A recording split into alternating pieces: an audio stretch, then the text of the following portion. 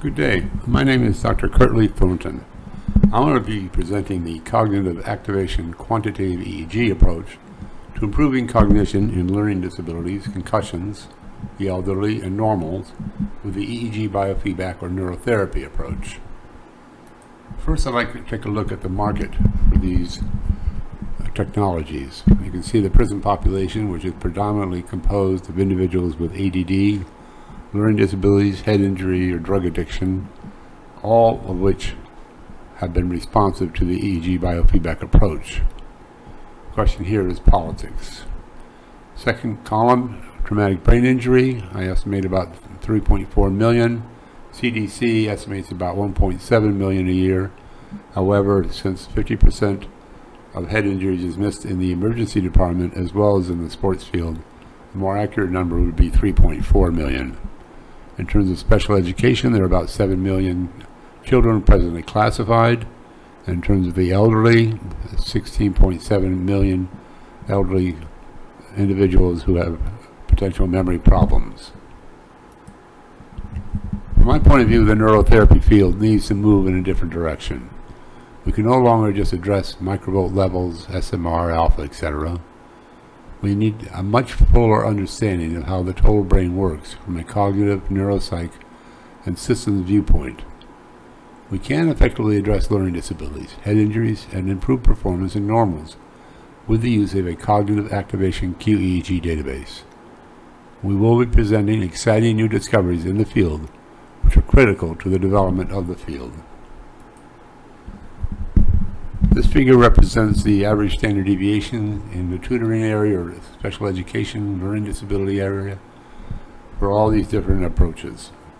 As you can see, the EEG approach in red shows significant improvement for attention, IQ scores, and particularly the CAR model, which is the Coordinated Allocation of Resource model, which I will be explaining, for memory problems. This shows the standard deviation effect in terms of the cognitive rehabilitation area for individuals who have brain injuries. The red line on the far right is the activation quantitative EEG approach for auditory memory. As you can see, the other approaches do not obtain anywhere near the level of significance for the standard deviation value. These are the references for the previous slide. We look at these results individually. Here we have 4 groups: normal, traumatic brain injury, adult specific learning disability, and a child. The red line represents a 0.80 standard deviation effect size, which is considered a large effect size. For comparison purposes, one standard deviation of weight is 30 pounds. So here we have the normal group, 1.5 standard deviations. The middle TBI gray bar represents combined results across 3 studies, where you get an average of 2.3 standard deviations in terms of auditory memory.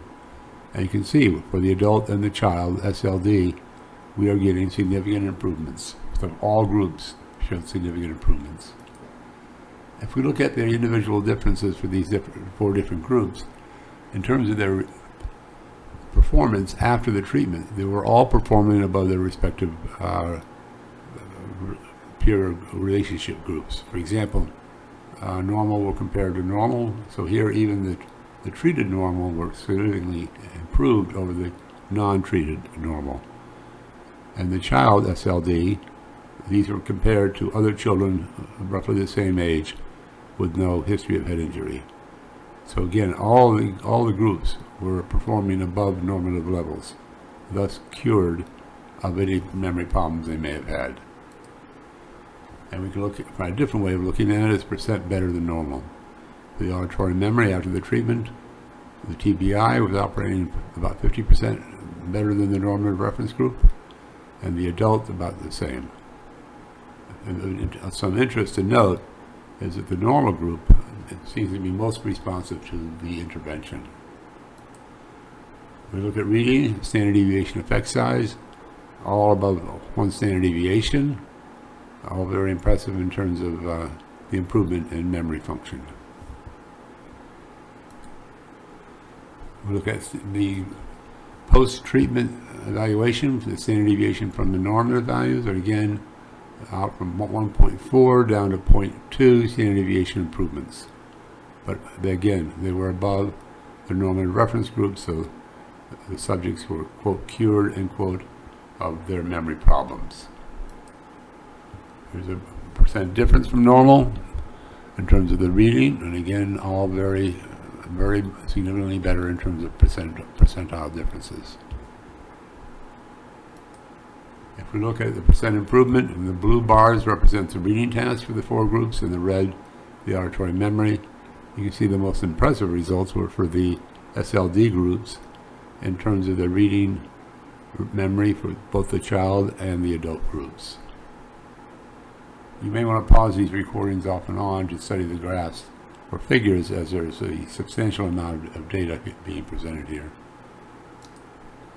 If we look at whether we're changing the physical parameters of the brain, here we indicate coherence alpha, beta 1, beta 2. Beta 2 is 32 to 64 hertz. We're getting about 6 to 7 raw score changes on these coherence values, which is about a standard deviation and a half. So again, we're changing the physical properties of the brain as well as the cognitive performance. And this looks at the arousal variable of relative power of beta 2, 32 to 64 hertz, which was the predominant focus of the intervention, and it showed significant improvement with modern statistical techniques of confidence intervals, etc.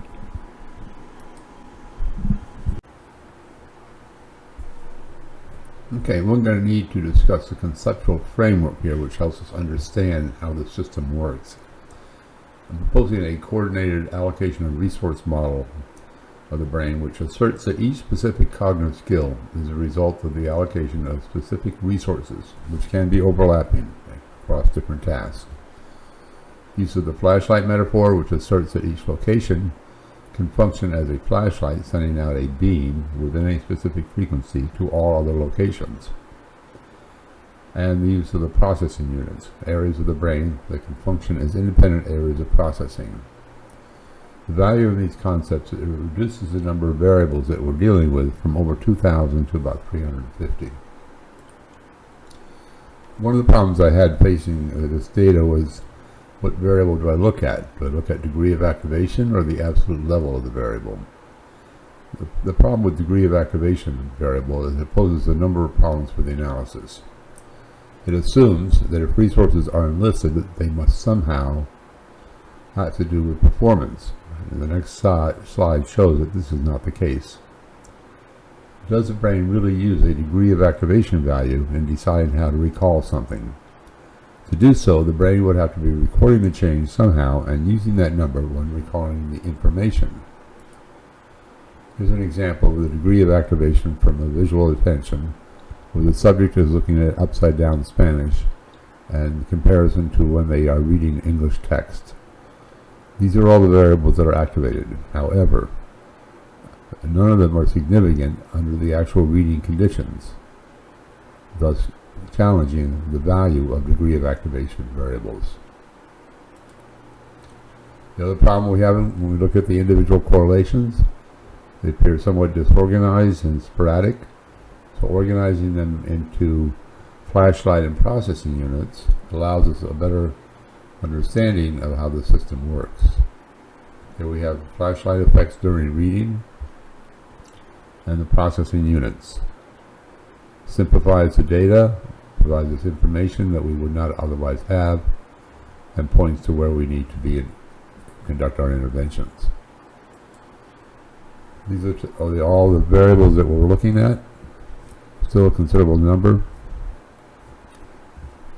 but useful to understand the whole system, how it works. The other potential approach in here is to take a look at each location and examine the significant correlations within the phase and coherence values. So for example, F7, T3 on the left have 7 significant relationships out of a possible 10. And the other value, if you look at C3, we have 26 significant relationships across all the frequencies. So that could involve coherence theta, phase alpha, phase beta 2, etc. We just add them up and we see how many significant correlations are coming from a particular location. When you conduct or construct a similar map for reading, you get much more right hemisphere involvement. There's a psychophysiology problem called the binding problem. If you have location A, which fires off when it sees red, and location B, which fires off when it sees a rectangle, how is it possible that these two disparate locations create a perception of a red rectangle? The question assumes that the firing of the neurons is the only information that the brain has to construct a perception. However, the brain has information in the form of wave patterns. This memory research I've been conducting indicates that memory is stored or represented in waveforms and their interactions, thus the hologram. Here's an example of the results of delayed recall task. There's no specific firing of the neurons involved. It's all the issue of the interrelationships and the phase and coherence activity. While network theory does talk about myelinated neurons, it really does not get specific in terms of these type of information. The other interesting fact in here is that there are negative correlations to performance. Again, network theory doesn't really address that issue. These are the correlates of reading memory in normal children. You can see a lot of it has to do with phase alpha. PPU-PA is posterior processing unit phase alpha. You can see a lot of it's left hemisphere. You may want to pause the recording at this point and study this information, because it provides very useful information for how to conduct rehabilitation in this area. The other interesting point in here is that the relative power values are more important than magnitude values. As you can see, relative power beta 1 and beta 2 for reading memory for children. And phase delta, right hemisphere predominantly, is where the problem is. For correlates of reading memory for adults, we have a lot of left hemisphere activity, especially F7, coherence beta 1, beta 2, funnel activity, connection patterns, as well as T5 and P3. And negative correlates again from the right hemisphere. Children's correlates of auditory memory recall, frontal processing unit, frontal central processing unit, and T3 flashlight phase alpha, and right frontal F4 phase alpha.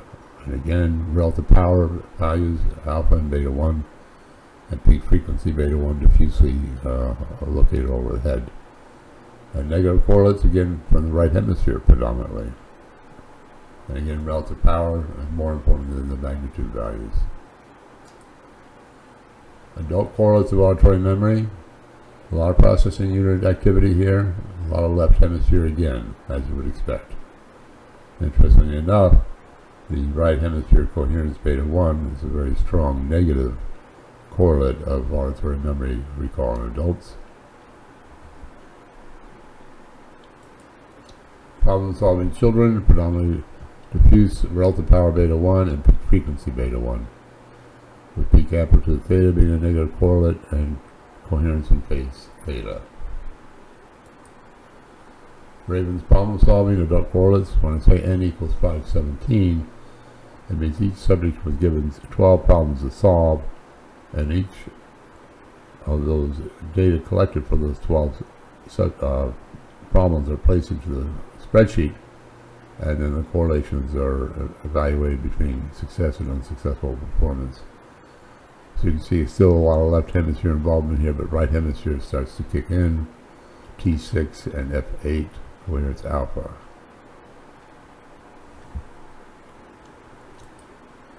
An interesting slide showing you the difference between learning disabled and normals. When I say learning disabled, these people are not subjected to any psychoeducational evaluation, but rather were coming in because there was some problem they were having at work or in school.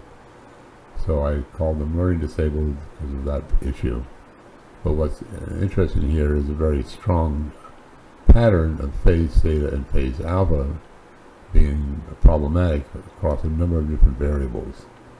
And note also here that there are no variables that include theta or beta activity levels. Brain injury analysis. The QEEG analysis is consistent with fMRI studies, tractography, DTI studies, with a hyperactivation and decreased connectivity patterns. This is a result of research we did back in 2014, where we showed decreased phase and coherence beta 2 in the head injury group and increased relative power beta 2 in frontal. It's actually all over, but I focus on the frontal.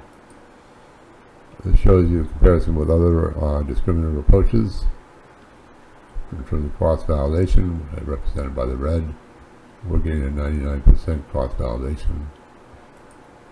These are references for the previous slide. In terms of cross-validation, what we did for 50 subjects, we had 5 conditions: eyes closed, visual, auditory, attention, etc. I misclassified 5 TBI and 5 normals in each condition, and to see if the statistical software could discern that there was a misclassification. And the software did discern with 100% accuracy that I had misclassified those individuals. It shows you fMRI studies of football players who had not undergone a concussion during the season, but yet were showing problems in fMRI values in terms of decreased activity levels. This is showing you the effect on the myelinated fibers with tractography, with DTI, and an fMRI study showing you hyperactivation is actually related to slower clinical recovery time. So the issue we address here is whether there's a sex difference among the TBI subjects.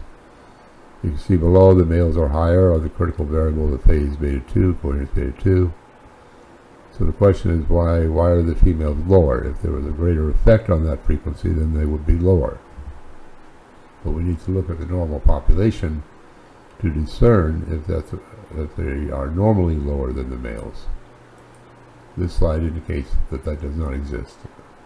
Females are not inherently lower than males on coherence and phase beta 2. Therefore, the head injury had a greater effect on them. This shows you the pattern over time since injury. Well, that generally there is no significant change in these variables. This shows you an increase with time on these variables. An increase in the time since accident. The coherence beta 1 right hemisphere decrease over time. There's no real good explanation for that at this point. This shows you something we can do with software we have available. We look at the frontal processing units, and this represents a flashlight value from FP1, where the average standard deviation is minus 1.73. It's a nice way of very quickly seeing where the problems are. It's an interesting case example of a girl who came to the clinic last year and everything was relatively okay. Then she comes back, and all of a sudden T3 flashlight for beta 2 is significantly affected in a negative way from 2 locations, T3 and P3. So we asked her what went on, and she said a tennis ball had been hitting the left temporal area many times during the year, which would not expect this type of result. We were able to get our memory up from about 15 to 32.5. So we tried to integrate the model, the car model, in terms of software. The evaluation conducts all these different tasks, including eyes closed, and we compare the subject's response across all 2,000 plus variables, and particularly on the variables that relate positively and negatively to performance.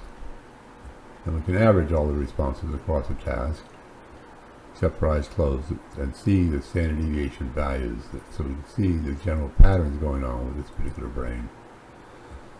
The biofeedback software makes a decision based upon the subject's value on the variable and determines the beta weight, which is used to determine the priority of intervention.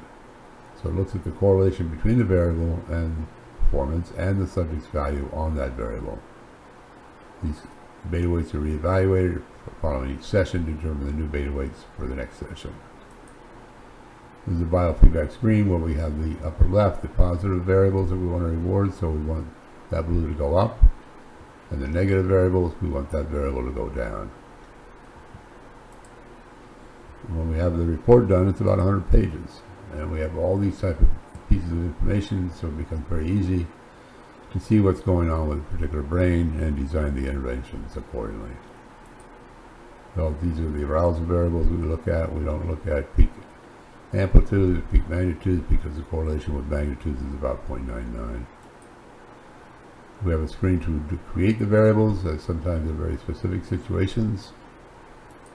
We have a screen to control the reward sounds, the inhibit sounds, and this is a book published a couple of years ago. It sort of puts together a number of articles regarding the relationship between the QEEG variables and cognition. I'd like to thank you for your time today. Hope it was useful to you and your clients.